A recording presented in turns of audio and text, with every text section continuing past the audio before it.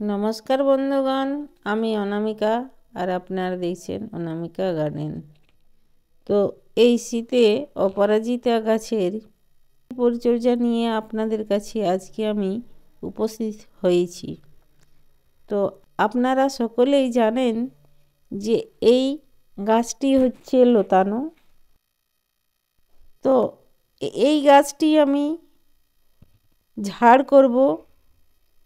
এটাকে আমি লতা মতো করে বাড়াবো না, ছোট্ট গাছে আমি ফুল নেব। তার জন্য আমি এই ছোট্ট ছোট্ট চকলেটের ডাবাগুলোতে লাগিয়েছি। তো এই ছোট্ট গাছে কিভাবে ফুল আসে সেই পরিচর্যাটা আপনাদের কাছে আজকে আমি সরাসরি দেখাবো। তো আপনারা দেখুন আমি কি পরিচর্যা করছি এই গাছে, যে এই ছোট্ট টবে আমার এই অপরাজিতা খুব সুন্দর ঝাড় হবে এবং ফুলে ভরে যাবে। এর বেশি হাইট করব না, ছোট্ট হাইটের মধ্যে আমি ফুল নেব।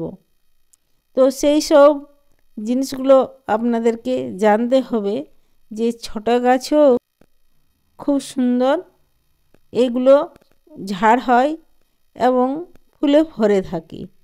আমাদেরকে এই কাজগুলো করতে হবে, যে কাজগুলো আমি দেখাচ্ছি ভিডিওতে, সেই কাজগুলো যদি আপনারা করেন তাহলে এই গাছ আপনাদের অত লতানো করার দরকার নেই। ঝোপালো করলেই আমাদের গাছটি দেখতে খুব সুন্দর হবে এবং ফুলে ভরে থাকবে।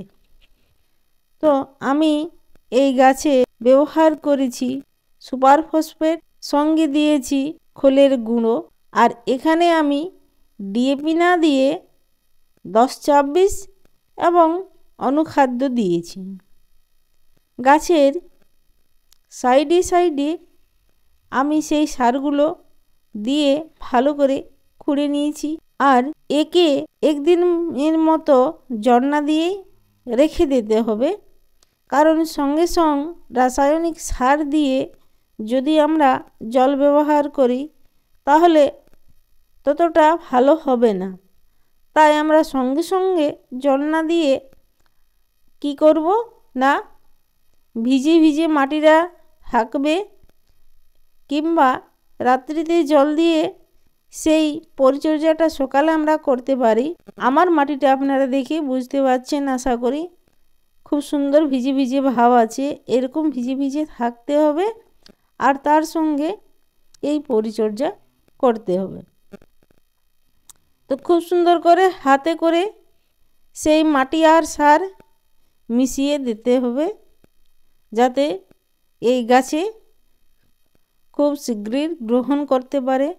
আর দেখুন এই গাছটি আমার অনেক ছোট। তো এই ছোটো গাছে আমি কতটা পরিমাণে সার দেওয়ার সাহস করলাম আপনারা নিজের চোখে দেখলেন। অনেকেই এত সার দিতে ভয় খাবে, কিন্তু আমি গাছের পরিচর্যা করি কেমন সেটা আপনারা দেখেছেন আমার আগের ভিডিওগুলোতে।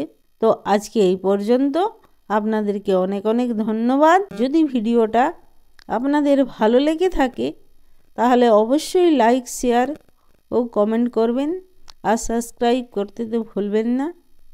আপনাদেরকে অনেক অনেক ধন্যবাদ। নমস্কার।